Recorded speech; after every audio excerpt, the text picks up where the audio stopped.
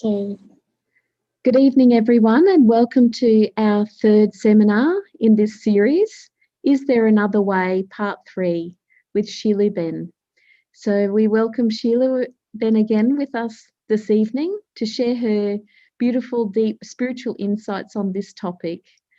So Sheila Ben is a senior Raj Yoga teacher. She's based in our main headquarters in Mount Abu in India, and we're very appreciative that she's joined us today.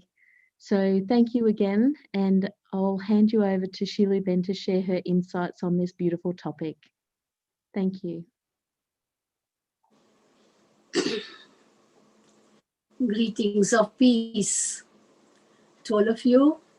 And as you know, in the Brahma Kumaris, we use the word Om Shanti. I am a peaceful being.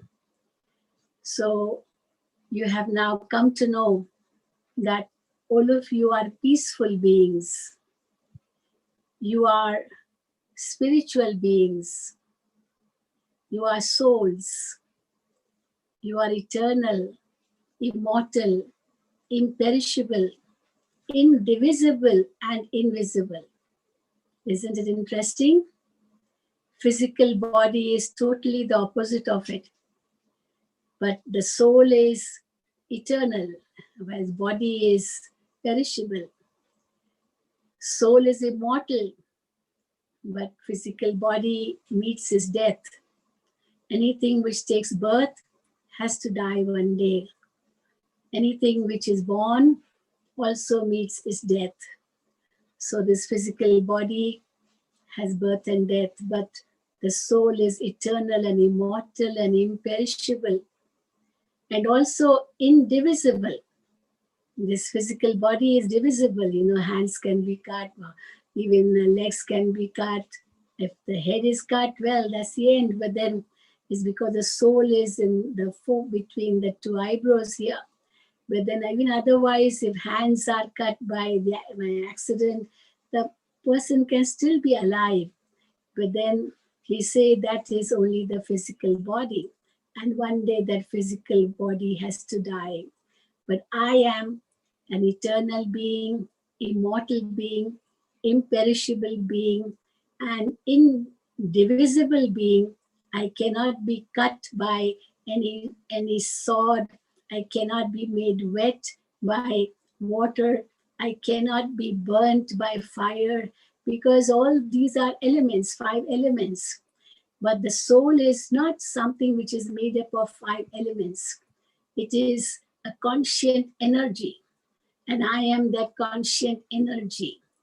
And when I realize that I am that conscient energy, and my nature, that my true nature is peace and love and happiness and bliss, so I don't have to go anywhere outside to look for them.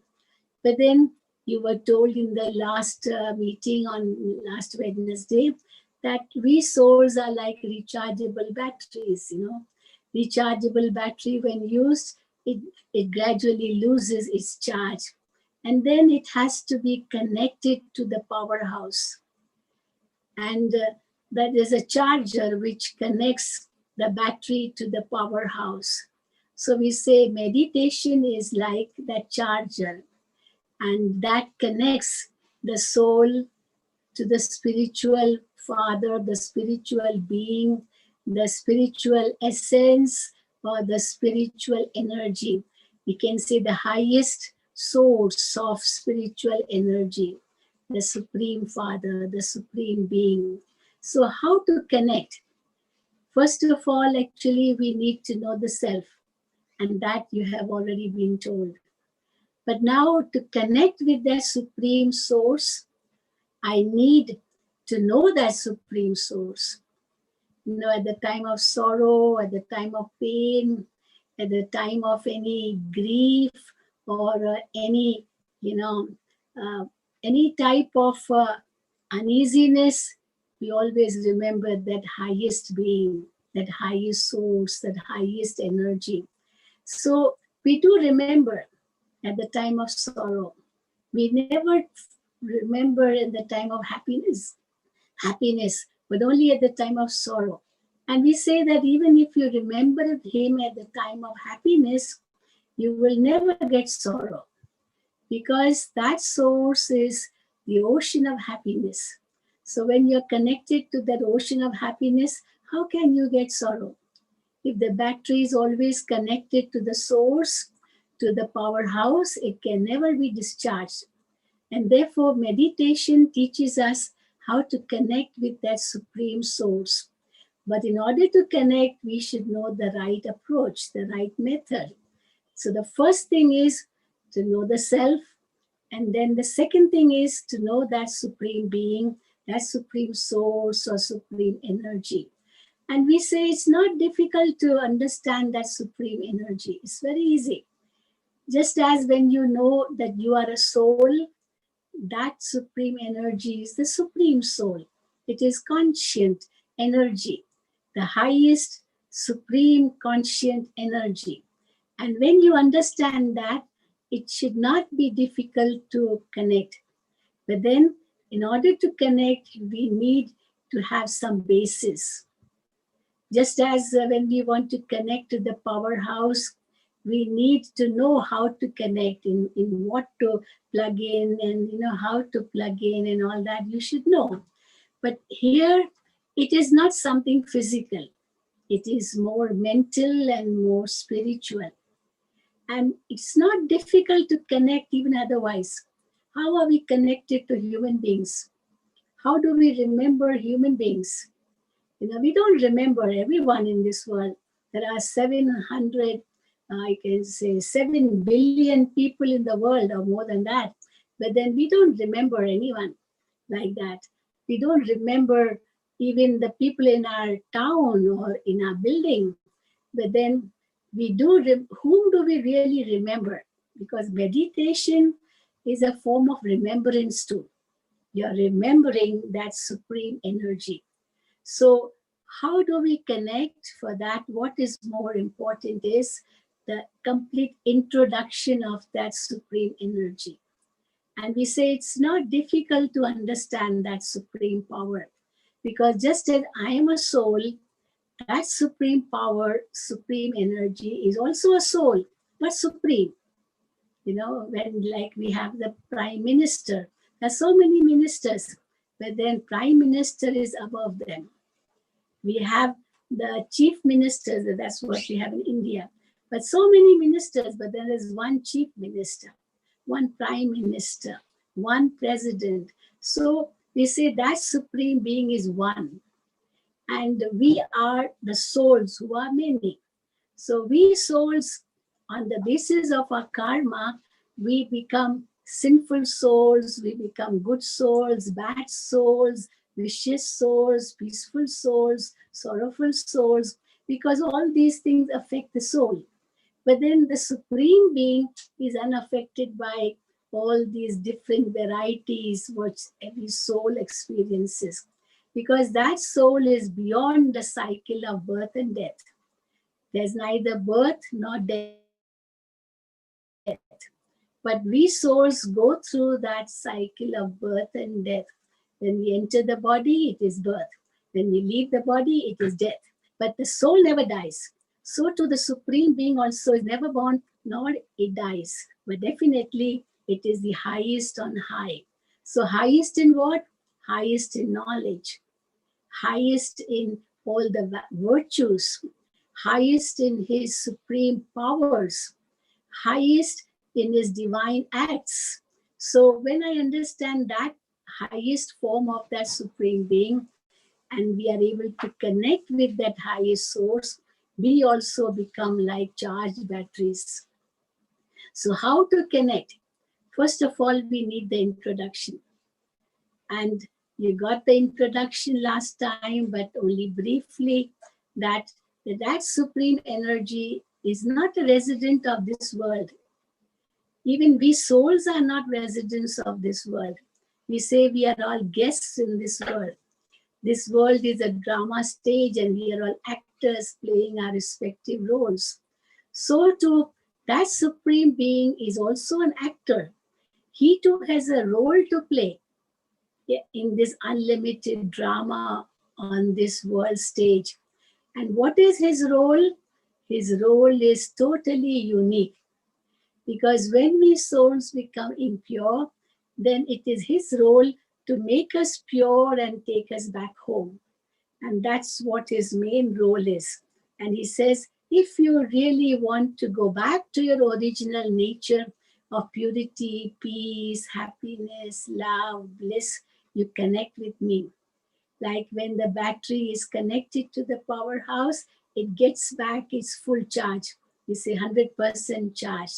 So we souls today are like so depleted. We have lost all our strength, all our energy. That is why we have become so peaceless, so unhappy, so miserable, so distressed, so sorrowful, and you can say unhappy in every way. There is no inner satisfaction in life. In spite of having everything, still we are not satisfied. Why we are not satisfied? Because of greed. There's greed. There's a saying, that there is everything for one's need, but not for one's greed. So if there's greed, then you are never satisfied. If you're attached to someone, you are never really happy and contented. Because of the attachment, there's always a fear that I may lose him, or I may lose her, I may lose this, I may lose that. So that attachment also, accompanies fear. And the result is that we are never happy. So greed is also another very big thing, attachment another thing, anger a very big vice. Anger actually is like fire, because just like if you put anything in fire, it burns. So if one person gets angry, he will make so many more get angry. So he is burning himself and he's making others also get burnt. So this is what the vices do. And the result is the soul becomes totally, devoid of that spiritual energy. That is why there's so much sorrow in the world. There's no tolerance. You just can't tell anything to anyone because they just can't tolerate. And therefore, we say that now we need to connect. So this is the new way. So that when we are connected to that supreme source, we can get back our spiritual energy. In order to connect, first of all, we should have complete introduction of that supreme being. So it is so simple to understand that supreme being. It's not difficult at all. That is why it is said that self-realization leads to God realization. So self-realization is the first thing needed. And then we can understand that supreme source. So when I understand that I'm a soul, then that supreme source is also a soul, but supreme. Supreme in deeds, supreme in activities, supreme in his role, supreme in his powers, and so on. So when I've got that full introduction, I can connect. But then for this connection to remain constant, what we need is, the second thing we need is that there should be that love for the Supreme. Because where there is love, there only that connection can be continuous. Even in relationships, we see that connections or relations can remain forever if there is love. But if the love is finished, then relationship is gone. So first I should know in what way am I related to that supreme being.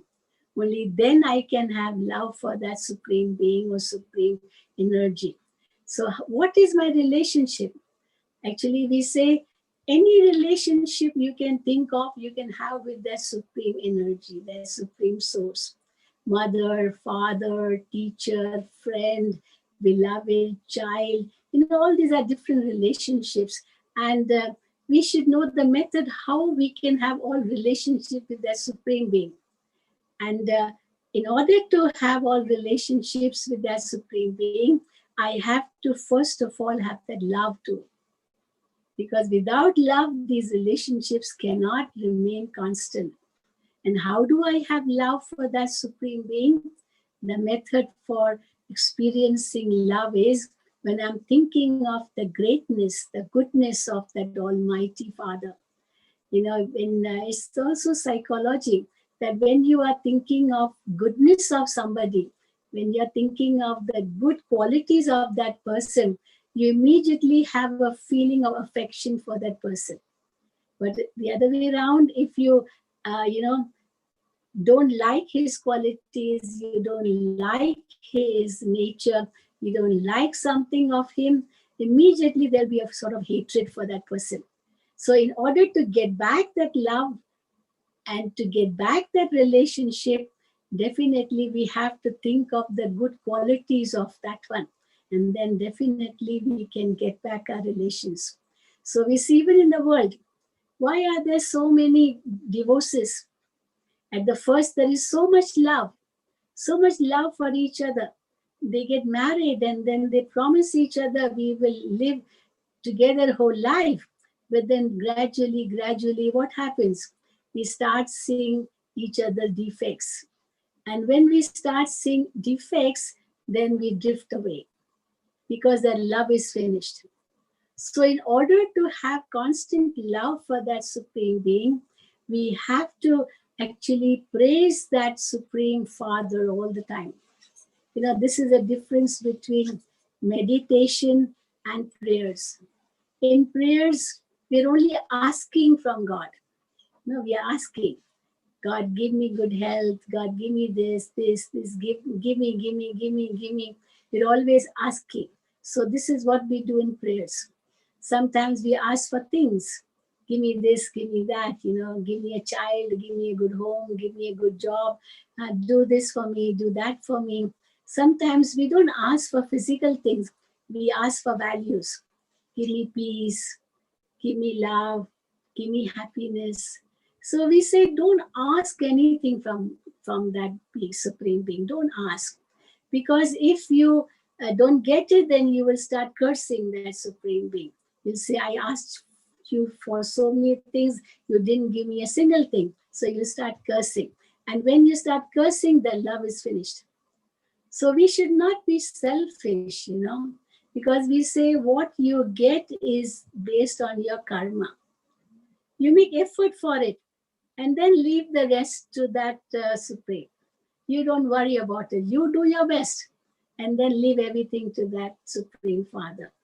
And the result is we will stay so contented with Him. So we do our efforts and then forget the rest. We do something good and we don't ask for any reward. No, I did good, so I will definitely get a good fruit. I don't have to worry about it. And therefore we say that if you really want to love that Supreme Being, first of all, don't ask anything. Don't ask for objects or things of this world, because anyway, all these things, whatever we ask for from that Supreme Being of this world, they're all temporary. Today I may have it and I'm so happy. Tomorrow, if I lose it, I lose my happiness also. So my happiness is based on those mundane, physical, trivial matters. But then my happiness is eternal. My happiness is constant. My happiness is not based on these physical things. And then some say, okay, we don't ask for these trivial things or ordinary things, but then can't we ask for peace and love and happiness from that Supreme Father? We say, okay, if you ask for peace, now how do you know that you received peace? Peace is not something physical. Physical, when you receive, you know you received it. But when you ask for peace, how will you know that you received it? Actually, what is peace? Peace is not something physical at all. It is the state of your mind. If you have peaceful thoughts, you are at peace. If you have positive thoughts, you are at peace. But if you have negative thoughts, then you are peaceless. And therefore, they say everything is in the mind. Everything is in the mind. As you think, so shall you become. If you think you are peaceless, then no one in the world can make you peaceful. And if you think that you are a peaceful soul, you are the child of that Supreme, being who is the ocean of peace, you are the resident of the supreme abode, the soul world, then no one in the world can make you peaceless. So this is how we understand. You don't have to ask for peace. So many people, when you ask them, define peace, and they have so many different answers for peace. Some say uh, absence of sound is peace. Now, is that true? Absence of sound is peace? No. There may be places where there's no sound at all. It's totally silent, and yet you can be peaceless. And other places where there's lots of sound, but still you are peaceful. So it's not that no sound means peace. Or somebody will say, no war is peace. Now, how far is that right? No war is peace. Because even if there's no war, where is the peace? So peace is not based on no war. So something which is absent will not give something which is present. It's just like, light. Light is an energy. Now, light, which is an energy, how do you define it? That energy of light has a source. And therefore, we can define it on the basis of its source. For example, the rays of light, they have a source, the sun. And therefore, we say that light is coming from the sun. Sun is its source. But when you say darkness, darkness does not have any source. It is just the absence of light. So something which is absent of some energy, it doesn't have a source at all. So when we say sound and peace, they don't go together at all. There can be lots of sound and still no peace. And there can be no sound and still we can be peaceless.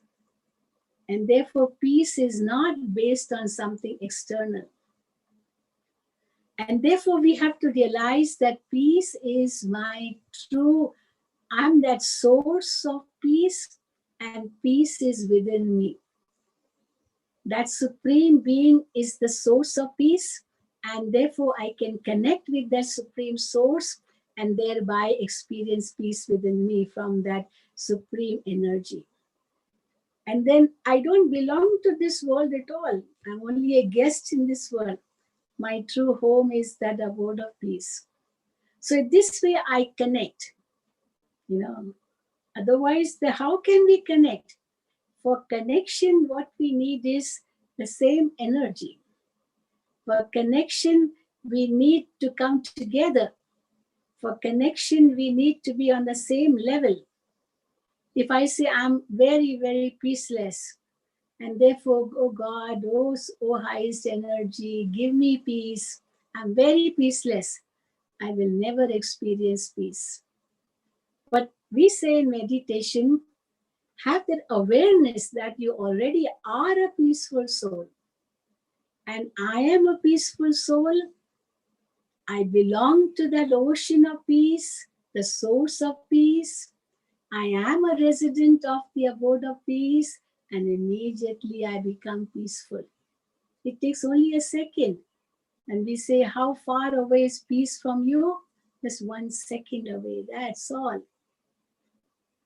And therefore, no sound is peace or no war is peace. No. Wars also come in the minds of men before they come on the battlefield. A war doesn't come on a battlefield just like that. It first comes in the mind, and then it comes on the battlefield.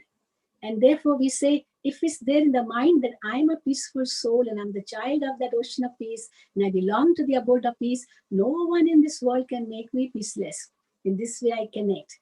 So introduction, and then relationship. Relationship is also based on some similarities, If there's no similarity, then relationship doesn't help. In the world where opposites attract, this is how we understand how opposite attract. North pole will attract south pole. So there's attraction between north and south. But then in spirituality, likeness attracts. This is the big difference between spirituality and physical things.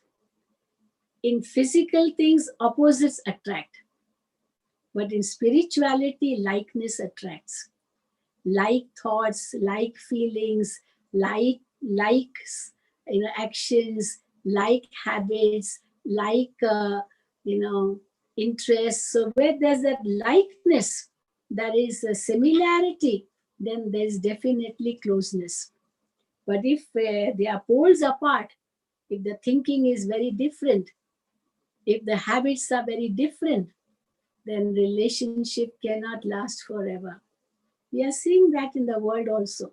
Husband and wife, if the husband is a drunkard, he's a smoker, a gambler, and all the bad habits, and the wife is quite sober, quite loving, love for God, and very, very religious, she can never match with him. So unless he changes and takes the interest of what his wife has, or she changes and takes the interest of what her husband has, only then they can come together. So if we want to connect with that supreme source, we have to understand the likeness. And in order to understand the likeness, we have to understand that just as I'm a soul, a point of divine energy, that supreme source is also a point of divine energy.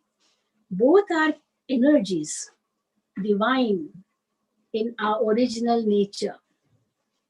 Just as my home is that supreme abode beyond the sun, moon, and the stars, the soul world, similarly, the home of my Supreme Father is also beyond this physical world, beyond the light of the sun, moon, and the stars. And thereby, we are on the same level.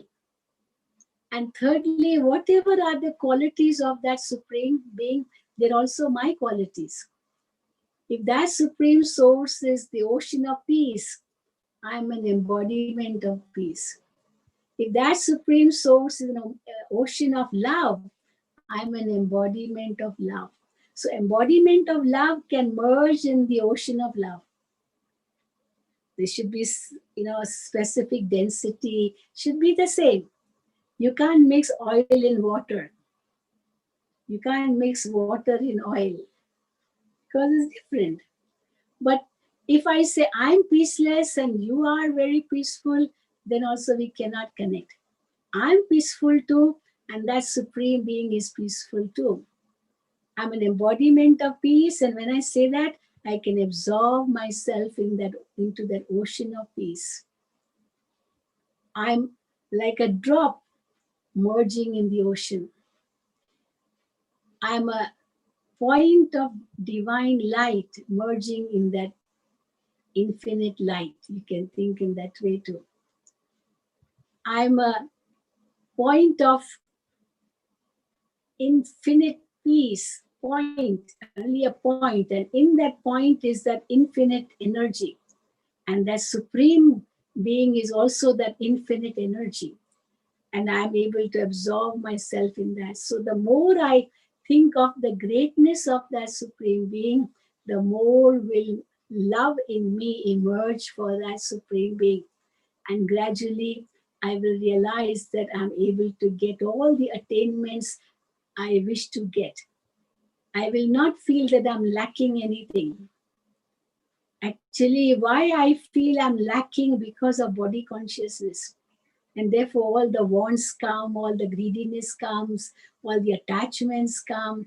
And we think that we are very knowledgeable, we are very wise, we are, everything. But then, when such adverse situations arise, we get lost. We lose everything. We lose our courage, we lose our hope, we become totally disheartened, disgusted, and then we say we don't want to live anymore. We think life is miserable, but actually life is wonderful. That's why they say, somebody asked a question, how is life? And the answer came, well, that depends on the liver. How is life? It depends on the liver. Now, this word liver has two meanings. One, liver means the one who lives. What type of life is he leading? Is he living? How is his lifestyle? What type of food is he eating? If it's all the bad habits in life, then definitely he'll never be happy. And the other, they say it depends on the liver, means on your liver, the organ in the body. If someone's liver is very weak, he just cannot eat much. Even if he likes something and he wishes to eat, he just can't eat because the liver will not be able to digest. And therefore, he has to be satisfied with only little because his digestion power isn't very good. But if someone's liver is strong, then whatever he eats, he can digest it so easily and he'll be happy. So it depends on the liver. It depends on how we are leading our life. It depends on our thoughts. And therefore, we say thought is the seed of life, of I. I is equal to my thoughts. Very beautiful, sequence we can give. Please, we say, just check your thoughts, because whatever type of thoughts you create, they will make your feelings. So check your thoughts, for they will become your feelings within. Check your feelings, for that will become your attitude, because my attitude will depend on what my feelings are, and my feelings will depend on what my thoughts are. So watch your thoughts, for they will become your feelings. Watch your feelings, for they will become your attitude. And watch your attitude, because that will actually make you speak. Your words will come out accordingly. You speak on the basis of what your attitude is, So, and between attitude and words may come vision, what your vision is. How are you visualizing things? On the basis of that will be your words. And therefore, watch your words, for they will become your actions. Very often we say, what I say, I never do. It's very wrong belief to think that whatever I say, I never do. People will never believe you, because you're just saying and you will never do it. So you can't be really accepted that you will do something by just saying it. They won't have faith in you. So therefore, check your words, for they will become actions. Even if you try to be very tricky, very clever, and say something and do something else, but let me tell you, one day we will be deceived. Because whatever we have said, that will have an impact on the soul, and then we'll definitely do that, even if we try to hide it. So watch your words, for they will become actions. And watch your actions, for they will become your habits. If I don't wish to form any habit, let me not do that action at all. If I won't do that action, I won't even say those words. If I won't say those words, I will not have that attitude, nor will there be feelings, nor will there be thoughts. So watch your actions, for they will become your habits. And watch your habits, for they will become your personality. Because that's how people will see you as, on the basis of your habits. And watch your personality, for that will form your destiny. What type of destiny do we want? Our destiny should be full of happiness, love, bliss. So what we all want in life, the irony of all that is, what I want in life, I'm looking for it outside. But the reality is that all that is within me. And therefore, if something's already there in your pocket, how can you get it outside? Many people, they say, oh, I am looking for my keys, I'm looking for my keys, and search the whole house for the keys. And then he found that his keys were in his pocket. So if the keys are already in your pocket, how can you find them outside? So this is what people are doing now. That's why everything is going to waste.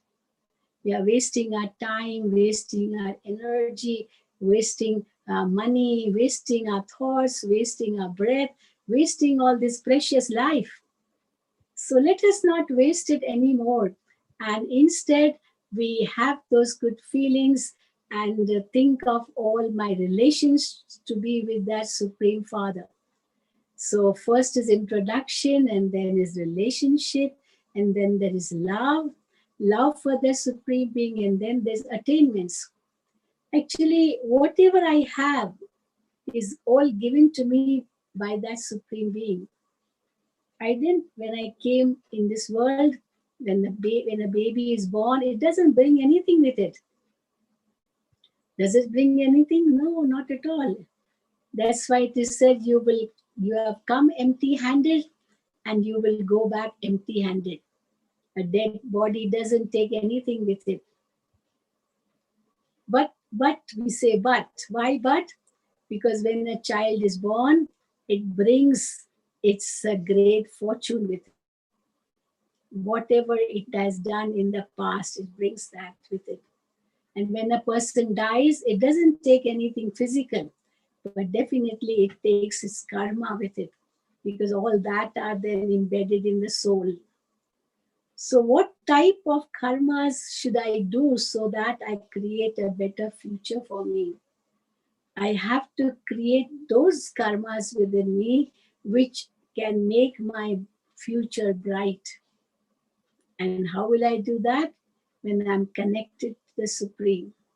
And when I'm connected, I realize that I'm able to get touchings, intuitions, what is right and what is wrong, what is good, what is bad, what I have to do, what I do not have to do. And when I think in this way, I will do only the right actions. So what are the attainments we get from that Supreme Being? Actually, everything. Everything, and we realize that nothing is mine. Nothing is mine and everything is mine. It's like when I'm connected to the source, then everything is mine. If I'm not connected to the source, then nothing is mine.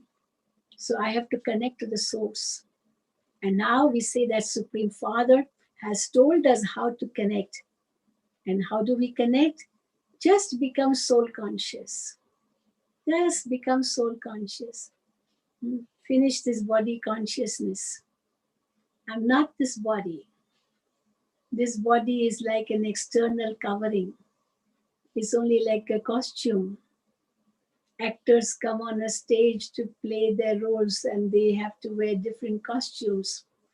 They keep changing their costumes, but the actor is the same. So I'm an actor on this world drama stage, and I'm playing my role in this world drama. And what does an actor have to really be cautious of? He has to make sure that he plays the best role possible. An actor will not see what others are doing because that's not his concern. How others are playing their part, that's the work of the director to check. But he will check his part. What have I to speak? What have I to do? So he's paying attention to the self. But what we actors do sometimes, instead of seeing the self, we start seeing others. What this one is doing, what that one is doing. Or we try to copy others. Actually, even if we try to copy somebody, we will never be successful. It will never be the same. Because each soul's part is different. Each soul's way of acting is different. Each soul is unique. Just like in a film, each actor is different, no? Even if two actors try to play the same role, it may be the same role, and two actors are trying to play that same role, they will never succeed because there surely be some or the other difference, however much they may try to play the same role. So It's never that two actors can play the same role. But yes, one actor can play two roles. We have seen such films in which one actor plays a double role, and both the roles are so different, but he can play them. So one actor can play different roles, but two actors cannot play the same role. There'll be a difference, maybe even in the sound, maybe in the way of walking, in the way of dressing, the hairstyle, something or the other. There'll always be a difference. Even twins, we notice how twins, they look so alike, but still there's a difference, which only parents can understand because they are watching them every moment. We may not be able to understand because we don't watch them every moment, but parents definitely can. They'll say, this child of mine, although they are twins, he is very naughty, but this one is very silent.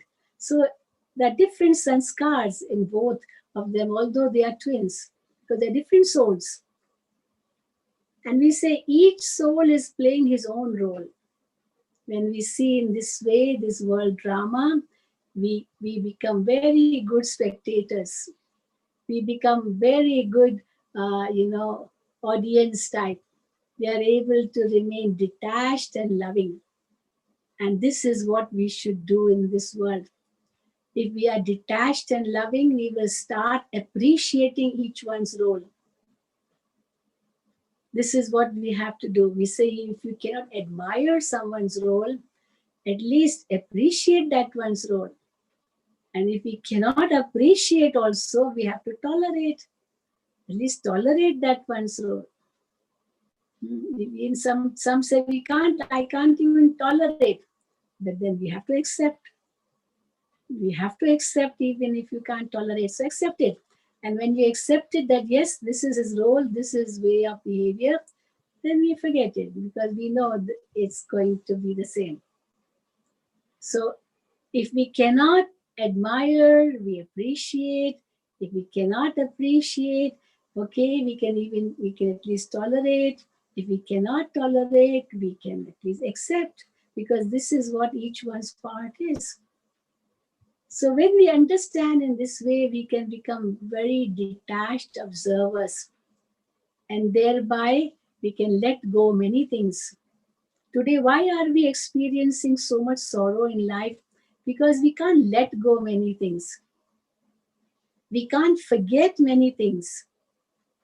We can't give our problems to that Supreme Being. We try to hold on to our problems and we say, I have to take care of it. No, we don't have to take care of everything. Even otherwise, we see if somebody has too much work to do, he will share that. No, he will allot that work to others. That's a good manager who can allot it to others. So too, we have to become good managers, and we have to, understand what each one's role is. A horse's role cannot be played by an elephant. An elephant's role cannot be played by a horse. So it's like that. And when we understand each one's role, we accept it, we appreciate it, and we also admire it sometimes. When you watch a movie, how do you admire the actings of people, even if they are acting the role of a villain? You say, oh, how well he has played his role, how well he has played, although it's a villain's role. So this is how we understand this world drama. This is how we understand that supreme creator, the supreme director, and the supreme actor, and all our acts too. And we can remain detached observers without asking any questions, without really showing any surprises, without really experiencing any sorrow, without having any fear, and without any worry, because we give all our burdens to that Supreme Being. Okay, you take care. Just like when you want to go on a big journey, you don't carry all your luggage with you. Some luggage you check in. No, don't you check in that luggage? and you're very sure that you will get that luggage at your destination. So we have to check in, give all our problems, give all our burdens to that supreme being, and we say, okay, you take care. Become a small child. What do little children do? Mommy, you take care. Daddy, you take care. Mommy, you do it. You take it. So become a small child. Become so innocent. I'm a child of that Supreme Father. And I think in this way, I become so light, so light, so light. Actually, the big burden which we are carrying is the burden of waste thoughts. It's a burden of impure thoughts. And we say that every moment, just understand who I am, whom do I belong to, and why am I here? What is my purpose of life? So, who I am, it is very easily understood that I'm a soul playing my role in this world drama, and I should play the best role possible. Whatever role I have to play, let me play the best role possible. Let me be a good wife. Let me be a good father. Let me be a good husband. Let me be a good child. Let me be a good mother. Let me be a good friend. Any relationship you can think of, let me be that good one. And then these physical relationships, when we think of, well, they're all temporary anyway. And they're all based on karmic accounts. And when these karmic accounts are finished, no one is anyone's. So we should again be detached. When somebody dies, how much sorrow we experience, all because of attachment. But everyone has to leave the body one day. But if there's attachment, then I feel sorrow. Even afraid of my death, I will die, but I never die. So I'm an eternal soul, and therefore I overcome this fear of death. I overcome attachment in others because I know even they never die. It's just this body which is a costume, which is perishable anyway. And when I understand this, I can go beyond in a second and have all relationships with that Supreme Father. It's not difficult at all. It's very simple. And how do I connect? I'm a soul. That Supreme Father is also a soul. I reside in the soul world. That Supreme Father also resides in the soul world. I am an embodiment of peace, and that Supreme Father is the ocean of peace. So there's likeness in form, likeness in home, and likeness in the qualities. Same qualities. So when I say I'm an embodiment of peace, it is so easy to absorb in the ocean of peace. If I say I am peaceless and oh Almighty Father, you are the ocean of peace, I cannot absorb myself into that ocean of peace because I am peaceless. So I also am peaceful. If I think I am peaceful, then I'm an enlightened soul. If I think I am peaceless, I am an ignorant soul. So some people say, but how can I say I am peaceful when I'm not peaceful? Well, ask yourself, you want to be peaceful, don't you? First of all, why do you want to be peaceful? You may say, well, I like that. Why do you like to be peaceful? Because the answer is so simple, because peace is your original nature. You like to come back to that original nature. And how will you come back to that original nature? If you say, I'm peaceless, I'm peaceless, I'm peaceless, you can't become peaceful at all. So if you want to be peaceful, then you have to tell yourself, I am peaceful. I have to realize my original nature. I'm really that, I'm truly that. But today, because of ignorance, I've become peaceless. And what this ignorance is? Body consciousness, which has led to all the vices, which have then led to all the sorrow and the suffering. And when I say I'm a peaceful soul, I go beyond any type of sorrow. When I say I'm the child of the ocean of peace and happiness, sorrow or peacelessness is distance, long distance away from me. I'm totally distant from it because that's not my nature. My nature is peace. My nature is love. My nature is happiness. My nature is, bliss. Some people ask, how can that be my nature? Well, what do you like? You like to be peaceful. No, you don't like to be peaceless. Then how can you say, how do I know whether my nature is peaceful or not? Because what you really like. Well, it's very sad to see these days that what is natural for me has become unnatural. That's the problem. Truth is natural. Benevolence is natural. Helping somebody is natural. Cooperating is natural. Forgiving is natural. But today we think it is unnatural. Even tolerance is natural. But some people think, no, tolerance is cowardice. Why should I tolerate? And tit for tat, I tried to react. No, tolerance is a very big virtue. It is not cowardice. Definitely not.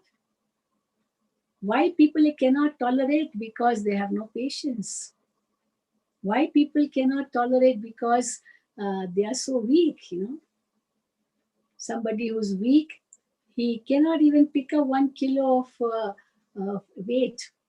But the one who's strong, he can pick up what? Even carry, and even 100 kg if he's really a wrestler type. It's not difficult for him at all. So today, why are we losing hope? Because we have become internally very, very weak. So how to become strong again? Connect to the source. Connect to that supreme energy. Connect to that highest supreme being who's the ocean of peace. And how should you connect?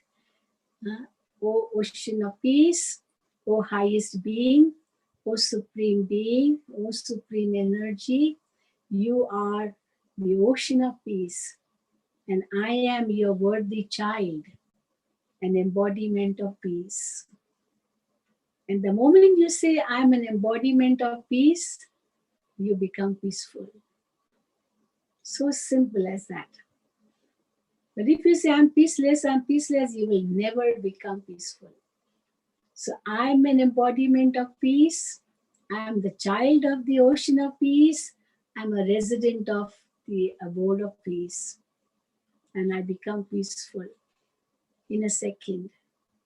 And therefore we say, how far away is peace from you? Just 1 second away, one thought away.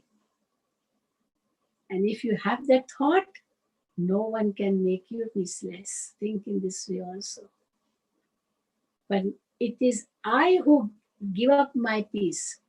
Nobody can take away my peace from me. So when I understand this, I become so strong within. And when I'm strong, I can face any situation in life. Because I know that's what we have the knowledge of. That whatever is happening in this world is very, very beneficial. Which may seem very adverse, it may seem very sorrowful, it may seem so bad, but in a way it is definitely beneficial. There is some benefit behind it, which I may not know now, but later on I will come to know. So not only is it beneficial, but then we say whatever is happening, nothing is new also. It has happened before too. So nothing is something surprising. Nothing is very strange. And whatever is happening is very, very accurate. This is the way it should happen. You go to watch a movie, so many scenes are coming, but you watch them without any bias. You watch them without any question because each scene has a meaning. It has another scene which is to follow, and therefore we don't ask question, why is he doing like that, why is this happening?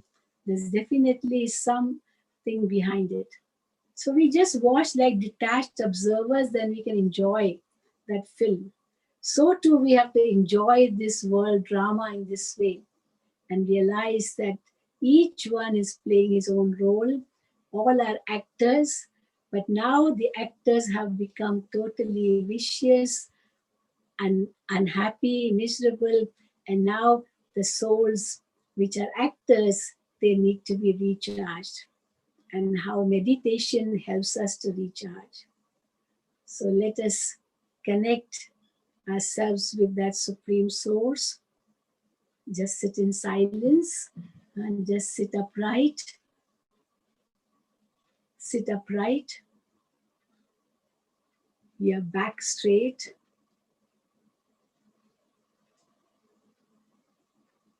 Go within. Ask yourself, who am I?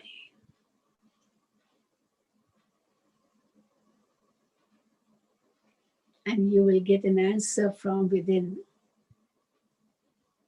I am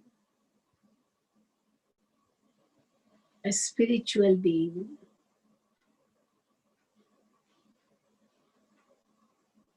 I am eternal. I was never born.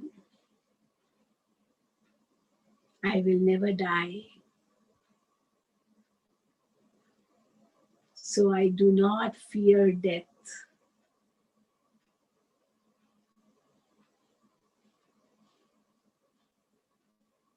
I'm the child of the Supreme Father.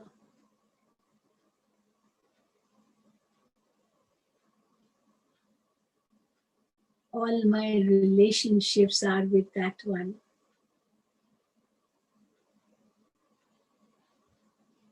I can look upon that highest energy for any strength, and I can take it as my right from that Father. I don't have to say, oh Father, give me peace. No, I'm already peaceful. I am a peaceful soul. I'm the child of the ocean of peace.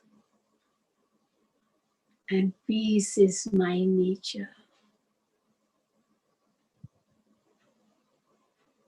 I just have to be absorbed, lost in that peace, like a drop merging in an ocean.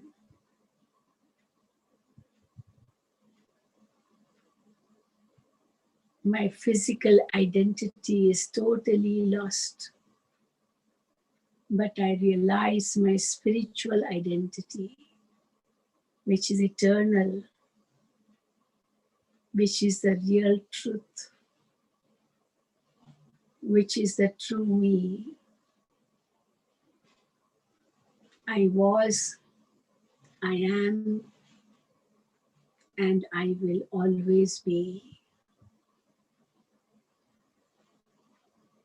Now just go into silence for a moment, lost in that, in the love of the Supreme, the highest authority. As you have all the rights from the Father,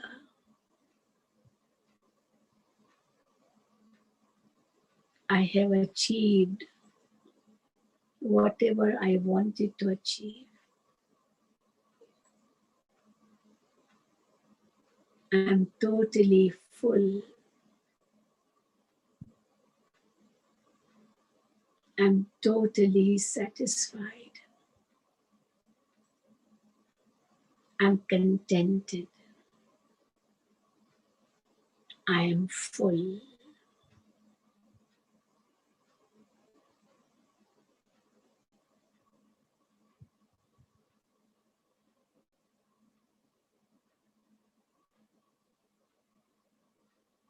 Now come back.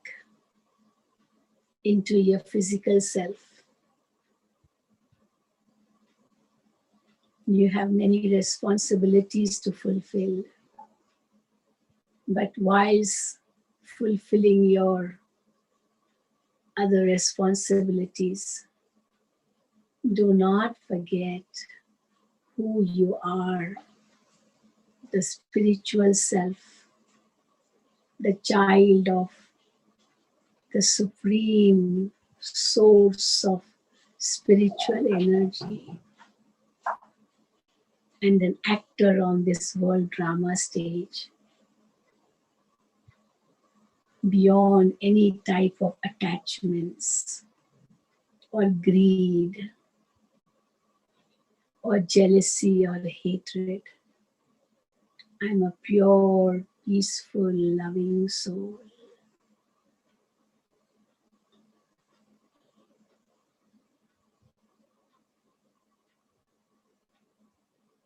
Om Shanti. Om Shanti. Om Shanti.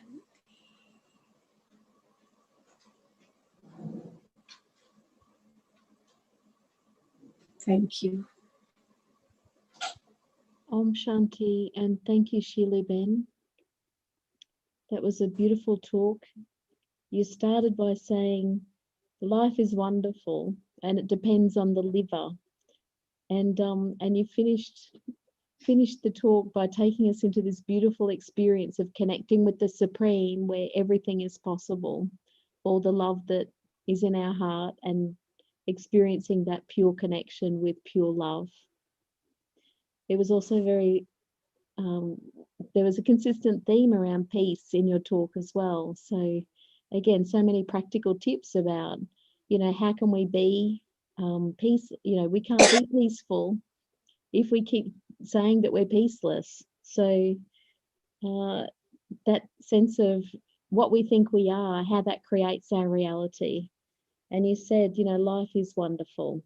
So many practical tips and insights today about how we actually do create a wonderful life through our awareness and through our meditation practice and through connecting with the Supreme.